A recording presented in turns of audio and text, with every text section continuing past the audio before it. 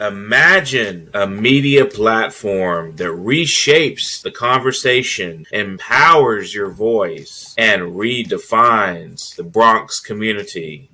Bronx Post, changing the reality, changing the narrative. For businesses, politicians, and government agencies, we offer targeted advertising solutions that drive results. Amplify your message. Reach the heart of the Bronx and beyond. Our platform connects you to the community. Learn more. Email info@bronxpost.com or call 718-892-5555. Visit www.bronxpost.com for breaking news and updates. Bronx Post.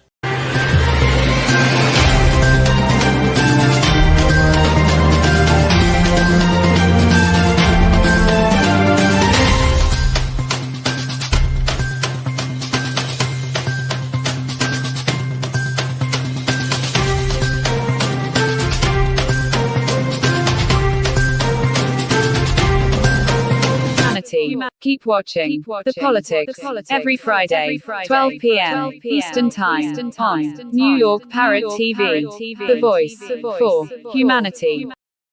Welcome to Talking Politics. My name is Robert Press. I am a reporter for the Bronx Post. As you can see by my official New York City press card, I also write for the Parkchester Times. Both like this show are part of Parrot Media Corporation. I also contribute to the Co-op City News. I have a blog at www.100%.blogspot.com and Facebook pages 100% and what is going on in your local community board. The views expressed on the show are that of the host, any guest, or anyone commentating at the bottom of the screen, and not necessarily that of Parrot Media Corporation.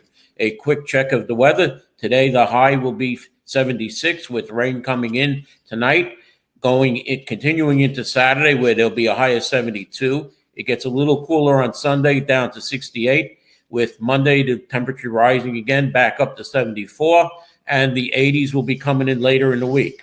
Now, two quick things. After 233 years, the U.S. this month will officially end penny production. According to statements from the Treasury Department, the U.S. Treasury will officially stop making payments. And a federal judge is keeping congestion pricing alive in New York City as the White House has attempted and continues to attempt to end the tolling scheme. Now, I am going to introduce my good friend Anthony Ravecchio, who is the campaign manager for City Council candidate Danielle Herbert Guggenheim. She is running in the 11th City Council District. This is a year where we're having a lot of races. There's a big race for mayor in the primary. We're coming into the Democratic primary. There's about 11 or 12 candidates for mayor. There are several city council seats. As I see my friend Anthony is sitting there waiting for me to give him the go. Anthony, why don't you say a little bit about yourself and introduce your candidate then? Good morning, Robert. How are you? Very well. How are you? Wonderful, wonderful. First and foremost, introduce myself. My name is Professor Anthony Ravecchio. As most of your audience knows, I have 3 lives. My third life, which brings me here today, is that I am the founder of a local club called Northwest Bronx Democrats, and I am one of several organizations that support candidate for the 11th Councilmanic District, Danielle Herbert Guggenheim. Well, can we bring on the candidate, Mr. Producer? Hi. Good morning, Danielle. Good morning, candidate Guggenheim. Now, Anthony, why are you supporting the candidate here, Ms. Guggenheim? Northwest Bronx, which is predominantly the areas of Bedford Park, Norwood, and the surrounding areas, support Danielle. There are a million reasons why we support Danielle. Probably first and foremost because of what she does in her professional life. She's an educator and she wants to educate everyone, but in her personal life, I think she's fond towards children. With a lot of the work we do in our club, we're fond of children as well, which brings us to Danielle, because our issues in Bedford Park, Norwood, are very unique. And they're unique in the sense that we need a city council person that wants to listen to these unique problems and then try to find solutions to these problems. And Danielle has been very receptive, not as a candidate, just as a human being and a person that's lived in the 11th Council District for such a long time. So her being a candidate, I think, is actually just a natural progression. Okay, let's let candidate Guggenheim speak for herself now. Danielle, why are you running for the city council? Is it Eric Dinowitz doing a good job or not? He is not doing a good job with serving all of District 11, and he needs to pay attention to communities outside of the community that he lives in Riverdale. I'm running because I believe our strength is in us building a strong, united coalition across all of our communities. Now, there are certain issues that have come up. For instance, there's a homeless shelter being built, a single men's homeless shelter being built on Broadway, down the hill in Kingsbridge, you can call it, by Van Cortlandt Park. What is your opinion about that shelter going up? Is Eric doing his job by allowing it to go up, or should it be placed elsewhere? It should be placed elsewhere, and that would entail all of the communities of District 11 being at the table, so we can have a say in how that shelter, where it would be placed. We also need to recognize that the Bronx is often the borough that gets dumped on. And that's another reason why it is important for us to become united. I've had many fights with former Mayor Bill de Blasio about that. Exactly what you just said, that we kept getting dumped on. We had 18% of the city population and 24% of the homeless shelters. But his father, Jeffrey Dinowitz, has been in power since the 1990s. And I used to live in Riverdale. I moved over to the East Bronx now. And I see there are problems in Riverdale, which Jeffrey can't handle anymore, because June Eisland is no longer the councilwoman. She was very powerful. She was the chair of the land use committee. You had Elliot Engel, who was the congressman over there. And it seems like the Dinowitzes have lost power. Would you agree with me on that?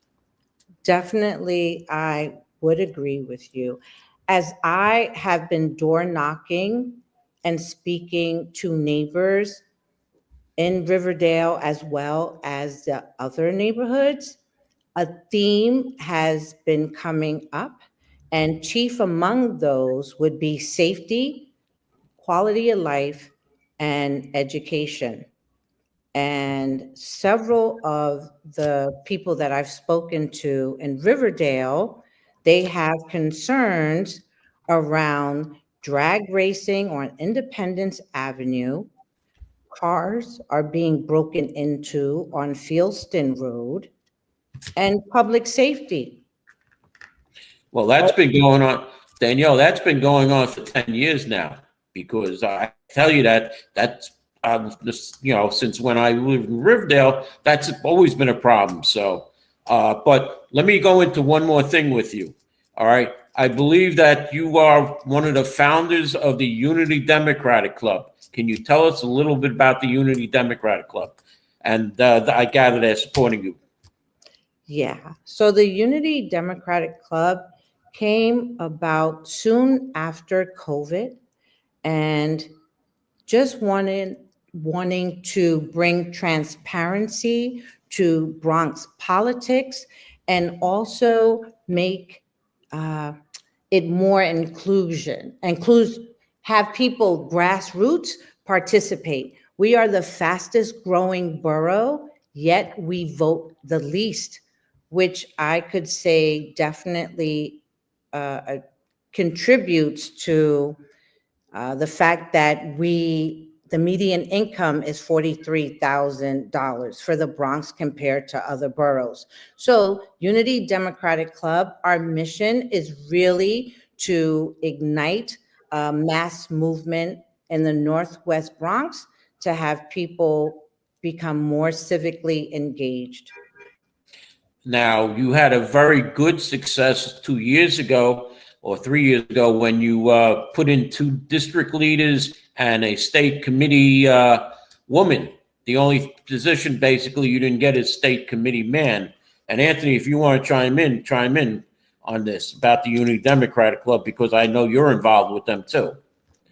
But the Ben Franklin Club, which is your opposition, which is a major force, has taken back the district leader position, one of them, the male district leader, and I believe the state committee woman again. So you're going to have to gear up next year also for that fight back. You want to say, Anthony, you want to say anything about Unity?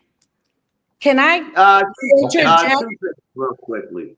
Number one, yes, Northwest Bronx Democrats is working with Unity as a coalition to, of course, support Danielle as the city councilwoman for the district. In regards to the party itself, I don't want to make any comment on that, except to say that Riverdale as a district, part of the district, represents about 60-65% of the district. So if you look at the other 35%, you know, that Dinowitz claim as you're making is really not that strong. It hasn't been that strong for the last 5-6 years. You wanted to say something, Danielle? It's okay.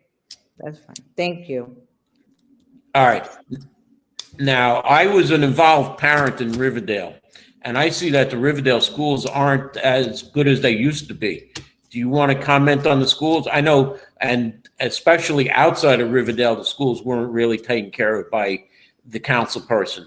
How is it going with Councilman Dinowitz? Is he taking care of PS 8 in Bedford Park or PS 80 on Marshall Parkway? Are you shaking your head no? No, and 80 is special to me. I graduated from 80 years ago. And no, the education system, again, in the Bronx is suffering. And we need to decide what are our priorities? How are we going to invest in our future? And right now, I do not see that occurring on a large scale. This is my 26th year teaching, and I can speak to the fact that classrooms are lacking a lot of resources. Trickle down theory that's a farce. It's not working. We need to invest directly into classrooms. Now, I'm going to hit you with this one. Do you believe that charter schools are the answer because there are several charter schools in Kingsbridge, or do you believe in the public system that it has to be revived, the public school system? Public school, absolutely. That is part of what makes America great, that our public schools. We need to invest in them again. I'm sorry that parents are feeling like the public school is failing their children. We really have to come to the table and look at how we can gain our parents their confidence again in us. Now, I see my friend AJ is commenting on how to refund the public schools. He says defund the police. They have their robot dogs and overtime. Do you think that taking the money away from the police department is right, or how would you find this money? I mean, because right now the city council is going through their budget. The fiscal year starts on July 1st, and I really hear nothing from Councilman Dinowitz. and the Bronx delegation just goes together. Now, here's the question that I have for you. If you're elected and the Bronx delegation comes over to you and says, well, you got to work with us. You can't be a lone wolf, would you agree to work with them, and how would you do it? I know it's a loaded question. I'm sorry about that. No, so someone asked me a question similar to this. And anyone who knows me knows that I love two things, children and the Bronx.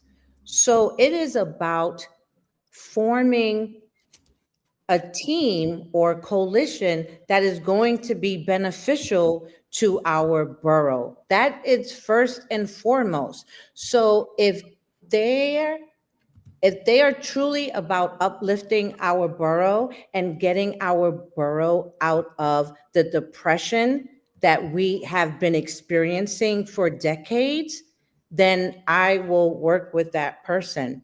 And as far as the budget, again, a public school teacher, where is the money going? So we have to look line by line and so we're going to go through the budget, and also what are our priorities? And then we'll allocate or reallocate the money based on what do we deem to be most important. So a triage first, and then we can build upon that. Police, I'm going to say that I am not for defund the police. I am for building positive community relations with the police officers. In my neighborhood, when there is a problem, that is who I call. I am a public servant, and they too are a public servant. I think that we need to start seeing each other as human beings. Yeah, well, I just want to go. AJ's mentioned the overtime budget for the police department. And the reason, AJ, is because they don't have enough police, and they have to have the officers working double shifts sometime. I know in my precinct that they're working 12-hour shifts, so they're getting 4 hours of overtime because there's not enough police officers. So, I mean, and we have mayoral candidates who say they want to hire more cops and everything, and I'm sure you would agree with that. You need more cops out there because the 50th precinct at one time, back when Safe Streets was in, they had 239 officers on the books. They're now down to about 75. So, in order to make up for those missing officers, they have to use the overtime, and that's citywide. I'm going to let Anthony come in. Anthony, do you want to say anything final before I go to a commercial?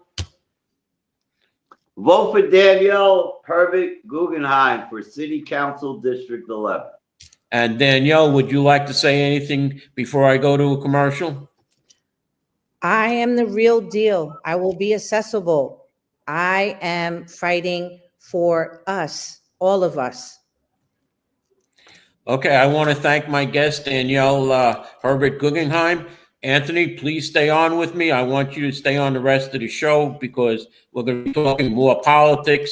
And I want to go to a commercial right now. So, Mr. Producer, can we go to a commercial? And I'll come back with Anthony. Imagine a media platform that reshapes the conversation, empowers your voice, and redefines the Bronx community. Bronx Post, changing the reality, changing the narrative. For businesses, politicians, and government agencies, we offer targeted advertising solutions that drive results. Amplify your message. Reach the heart of the Bronx and beyond. Our platform connects you to the community. Learn more. Email info@bronxpost.com or call 718-892-5555. Visit www.bronxpost.com for breaking news and updates. Bronx Post, changing the reality, changing the narrative.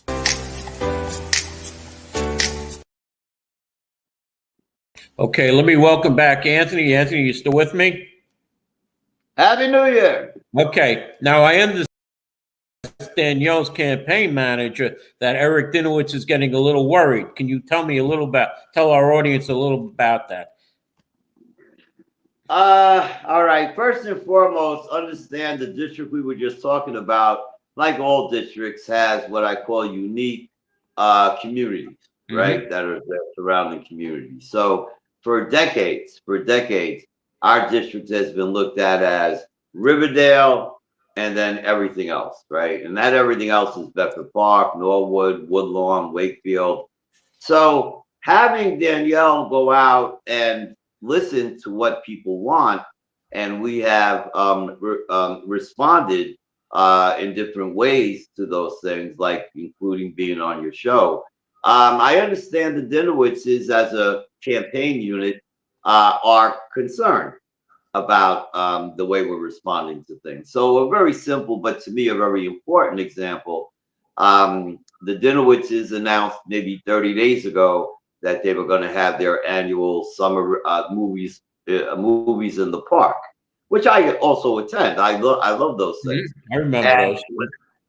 And when they announced them, they first announced a set of 5 movies that were going to be in Riverdale. And they, of course, promoted it in Riverdale, and they promoted it in the other parts of their district. Well, those 5 movies were all Riverdale based.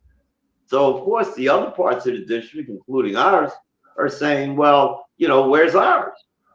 And subsequently, Eric Dinowitz came to a recent Community Board 7 meeting this week. And in his events and activities for the whole district, he sincerely tried to point out that he was putting together movies for the Bedford Park Norwood neighborhood. He put us on standby because even though he made this announcement, he sort of said it in a way as, put it on your calendar, but I don't have a date yet. Put it on your calendar, but I don't have a movie yet. But put it on your calendar because we're going to be there. Okay, so that's where we are with that issue.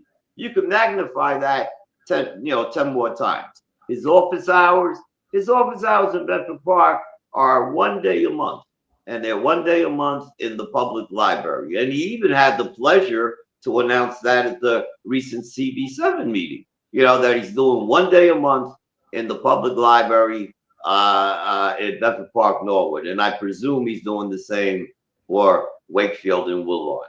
And that's wonderful, except what does he do for the other 28 days? I guess he must be representing Riverdale, as he should. His district office is in Riverdale. That's fine.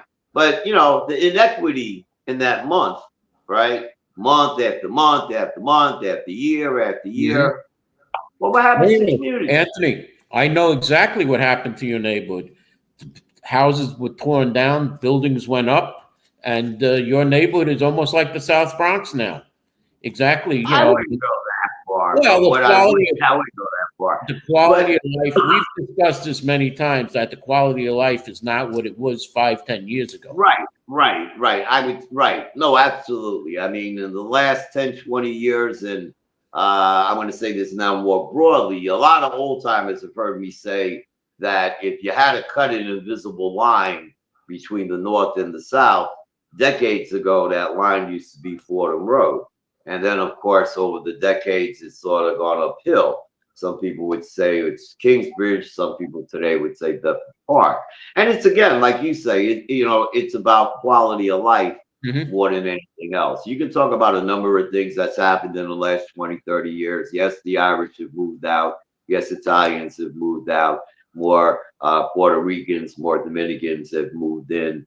And I would tell you that the 10, 15% of whites that are all in the northern section of the Bronx, East, Central, and West, of course, accept them, because if we didn't want to accept them, we would have moved too, right? So, but those characteristics can change a neighborhood and then take it to the next level, with this supportive housing that you guys talked about for a moment ago. And it's not, and I use the word supportive housing. I know you guys are talking about affordable housing, but supportive housing is just as much as a concern, because supportive housing doesn't help residents, right? it helps people that need help that come from other parts of New York City. Right. So they have no vested interest in the neighborhood. Ask them And support as I mentioned, Tony, as I mentioned with Danielle, I was fighting with former Mayor de Blasio about homeless shelters here in the Bronx. He was bringing people from Brooklyn and Queens and other boroughs, and even outside of the city to the Bronx if they came in. All right. It was just dump on the Bronx. And he tried to revitalize parts of Brooklyn, which he did. Downtown Brooklyn looks beautiful with those 40-story buildings or whatever. And they're trying to bring that now to the North Bronx. All right. But now also remember, right? And we'll use Brooklyn as an example, so it doesn't sound like I'm being biased to a particular borough. But if you look at it, and I've said this all along, you could build as many beautiful buildings as you want, but eventually those people have to come down, right? They have to come down to the street. And when you get to the street, guess what you see? You see more garbage. You see more people that can't park, right? Because a lot of these buildings don't have parking. So now you got more congestion. People could barely walk, right? What happened to that poor young girl, right, that died in the bike lane? In my opinion, it just a part of it had to do with all the congestion that's happening there, right? Because when I saw the video, yes, I'm not going to get into whether she should have ran in the bike lane. What caught my attention was all the other stuff that was going on. So you could build as many beautiful buildings as you want. But these people have to come down. And when they come down, they can't park their car. They're walking in dog poop, right? Because now there's more residents that have dogs. That's wonderful. Except now there's more dog poop on the street.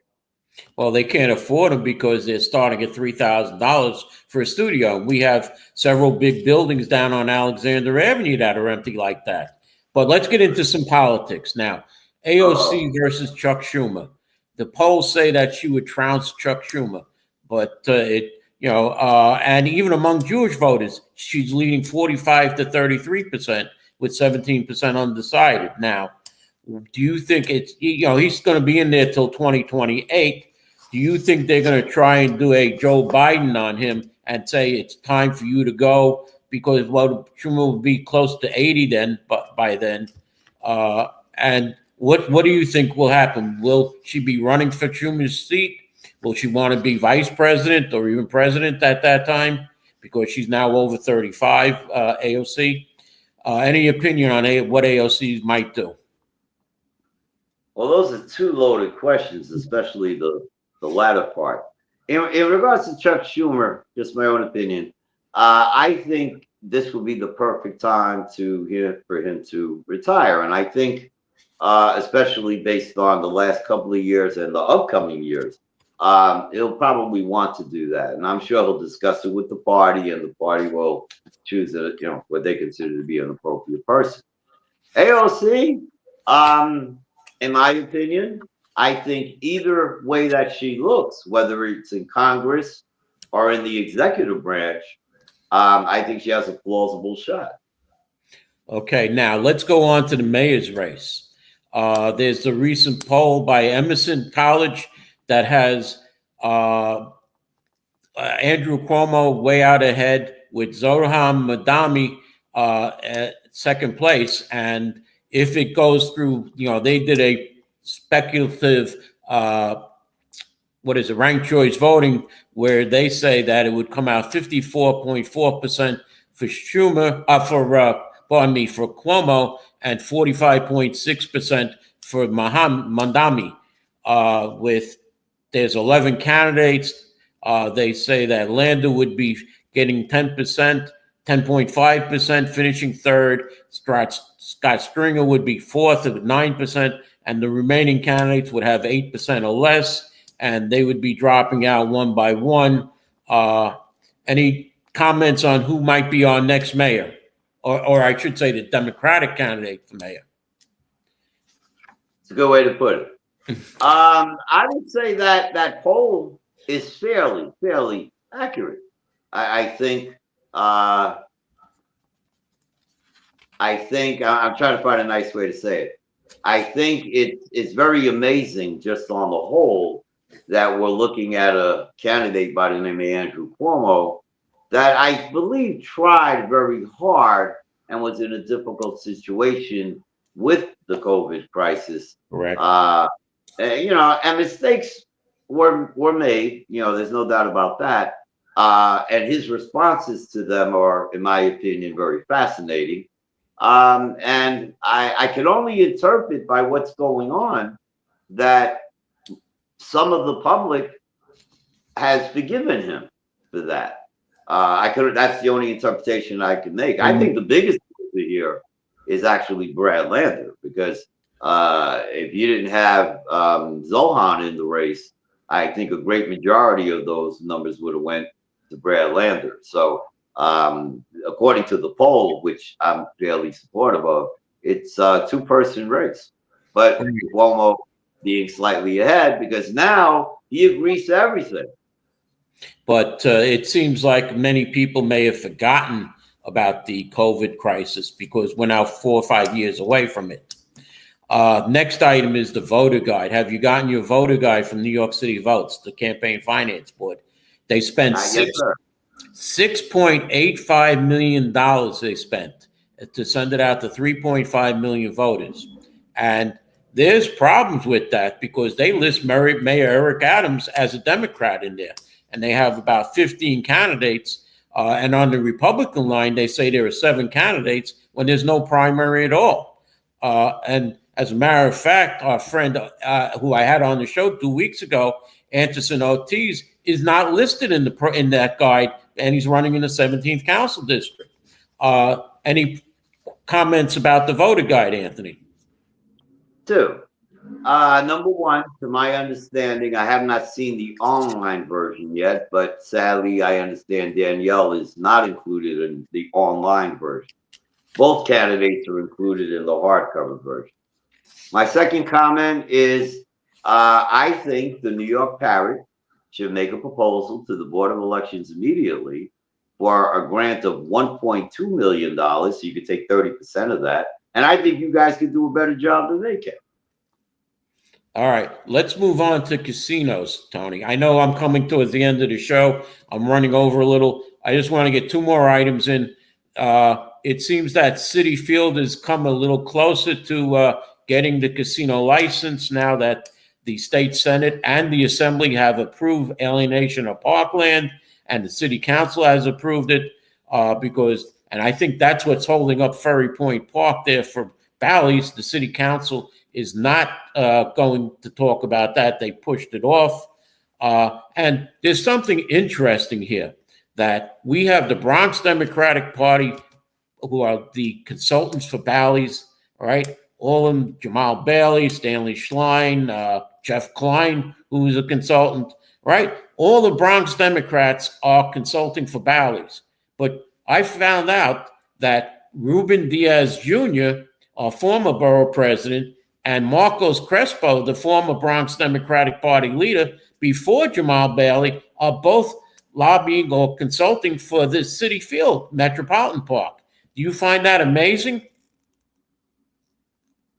I know you're speechless, it looks like. I am. I actually am. The only word that comes to mind is opportunistic. Because I know Ruben Diaz is now making $400,000 with Montefiore Hospital or more as again a lobbyist or consultant, him and Crespo, and they're trying to build a 45-story building, the tallest building in the Bronx, over by the Morris Park section, which the community is vastly opposed to. Now, I know in Riverdale they tried to build an 11-story medical center, and when the community opposed it, they said, okay, well, we'll compromise to a 6-story building. We don't know what Diaz is doing with this 45-story building. He says, we won't be able to cut it down. We want people to come from all over the country and all over the world. So how is it going to help the community? You're going to put the tallest building. I'm going to be looking out my window to see this building. I'm going to have to crap my neck. Oh, wow, there's the top of it, okay? Because it's going to be right on top of me almost. And you're putting a 45-story building in a residential area, okay? So, but my last item is that, Manhattan Borough President Mark Levine, right? He's running for city controller. it appears that in a 1-year period from 2023 to 2024, his car racked up 6 speeding tickets in a school zone.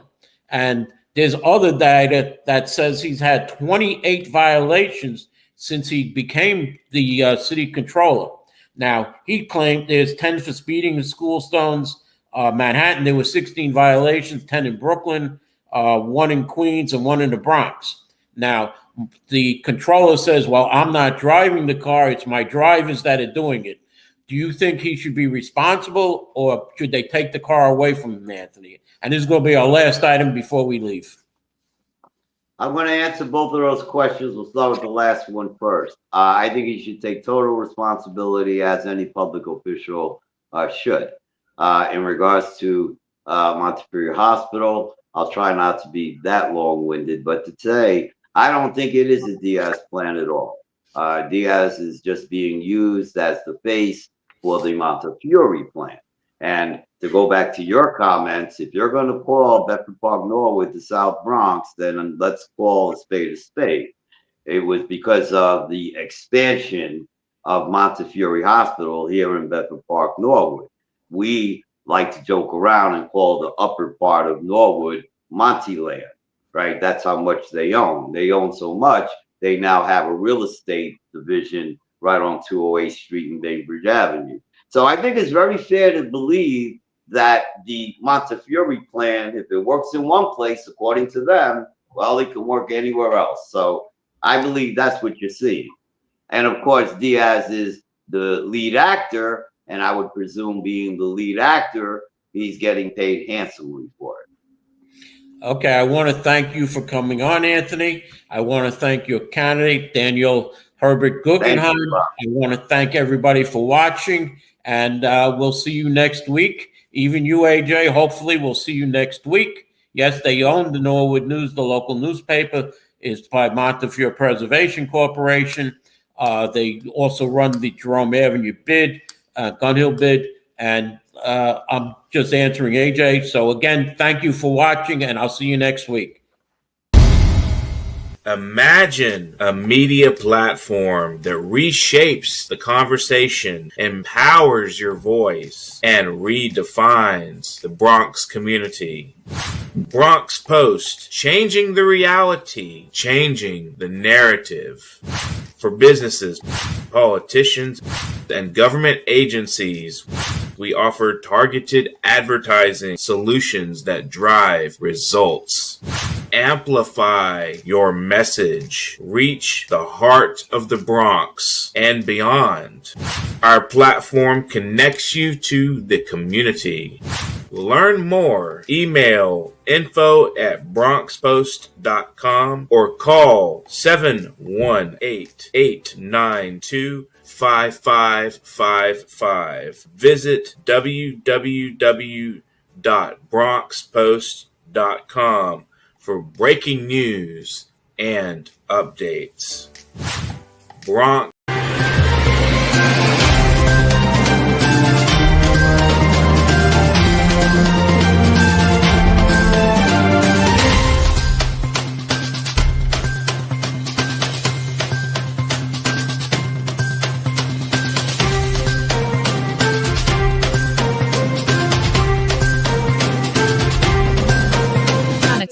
Keep watching The Politics every Friday, 12 p.m. Eastern Time on New York Parrot TV, the voice for humanity.